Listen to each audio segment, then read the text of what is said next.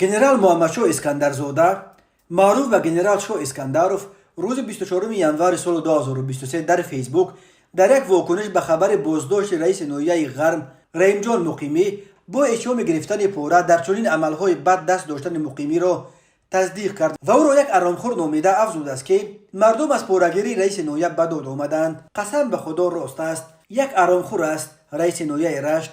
ман генерал шоҳ искандаров зодаи амон минтақа ҳастам. мардум аз порагирии раиси ноҳия ба дод омадагиянд. раҳбари дастгоҳи раиси ноҳия бе иҷозати раис нафас намекашад. бисёр тарафдорӣ накунед, вақт нишон медиҳад, навиштааст шоҳ искандаров. генерал дар идома байти машҳурро иқтибос кардааст ки қамчини худо садо надорад, вақте ки занад даво надорад. даҳҳо нафар зер ини зори назари генерал шоҳ искандаров тукмаи лайкро зер карданд ва яке хитоб ба ӯ навиштааст: чунин порахӯрҳо бояд дар маҳбас бошанд.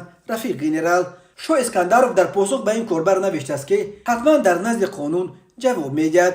фақат худованд ба онҳо муҳлат додааст, лекин на ба манфиати онҳост. ҳар касе амали бад кунад ҳатман ҷазои бад мегирад. бешаку шубҳа генерал майор муҳаммадшоҳ искандаров маъруф ба шоҳ искандаров аз ангушумор фармондиёни собиқи мухолифин аст ки баъди пайвастан ба сохторҳои ҳукуматӣ тавонист нуфуз ва ҷойгоҳи худро ҳифз кунад.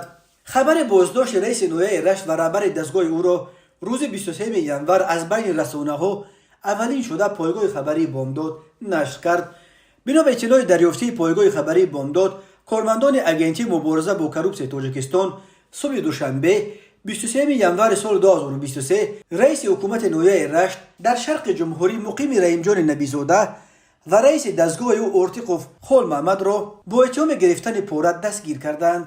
раимҷон муқимӣ ва раҳбари дастгоҳаш тақрибан як моҳ боз бо иттиҳоми ғайриқонунӣ фурӯхтани заминҳо таҳти коркарди фаврӣ аз ҷониби кормандони агентӣ қарор доштанд ва як рӯз қабл, яъне 22 январи соли 2023 раҳбарони агентӣ шахсан аз президент эмомалӣ раҳмон барои гузаронидани амалиёти боздошти раиси ноҳияи рашт окей гирифтанд.